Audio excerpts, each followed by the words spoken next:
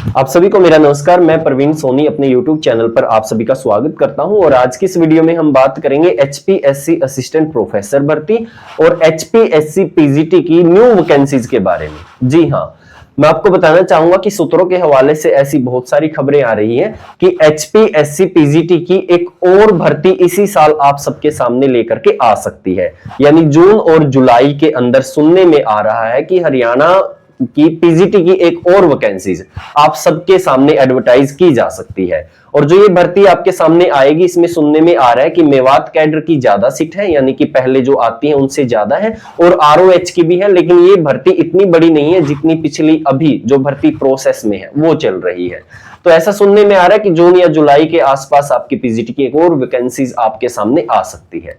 तो ये एचटेट जो है काफी अहम आपके लिए होने वाला है, तो आप इस एचटेट को जरूर क्वालिफाई करना ताकि अगले आने वाली वैकेंसी में आप अपना अवसर उसका फायदा ले सकें। तो अब बात करते हैं असिस्टेंट प्रोफेसर की भर्ती के बारे में। जो असिस्टेंट प्रोफेसर की भर्ती है उसके बारे में मैंने आपको पहले भी बताया था कि एचपीएससी मार्च और अप्रैल में आपका पेपर ले सकती है, लेकिन ये तभी संभव है जब एचपीएससी जनवरी के अंदर इसका शेड्यूल जारी कर दे। शेड्यूल मतलब पेपर की जो डेट्स है उनको जारी कर दे। लेकिन उसके साथ ही एचपीएससी को एक काम और करना है, वो है एससी कैटेगरी को जो दो पार्ट में डिवाइड किया गया, एक एससी और एक डीएससी। तो जो ये पार्ट के अंदर डिवाइड किया था, इनके जो कैंडिडेट हैं उनको अपना सर्टिफिकेट ऐड करने का भी अवसर देना है। तो उसके लिए भी कम से कम एचपीएससी 10 दिन का समय पक्का देगी। तो जनवरी के अंदर यदि शेड्यूल और ये नोटिस जारी हो जाता है तभी संभावना है कि आपका पेपर मार्च और अप्रैल में होगा।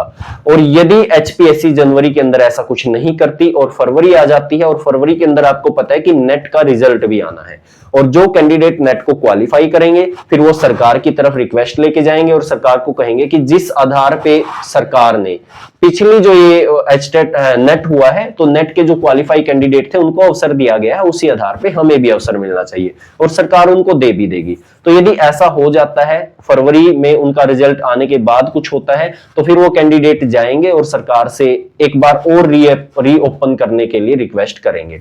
तो फिर आपका पेपर मार्च अप्रैल से भी बहुत डिले हो सकता है।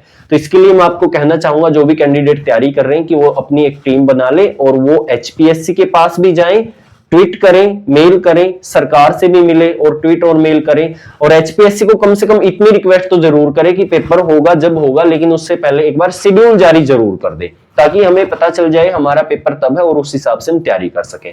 और दूसरी बात, सरकार से भी मिलना चाहिए कि सरकार इसको बहुत डिले पहले ही कर चुकी है, बहुत सालों से वैकेंसीज नहीं आई है, तो इसके पेपर का आयोजन सरकार की तरफ से कहा जाना चाहिए कि एचपीएससी को कि वो करवाए, और सरकार से भी आप ऐसी रिक्वेस्ट कर सकते हैं।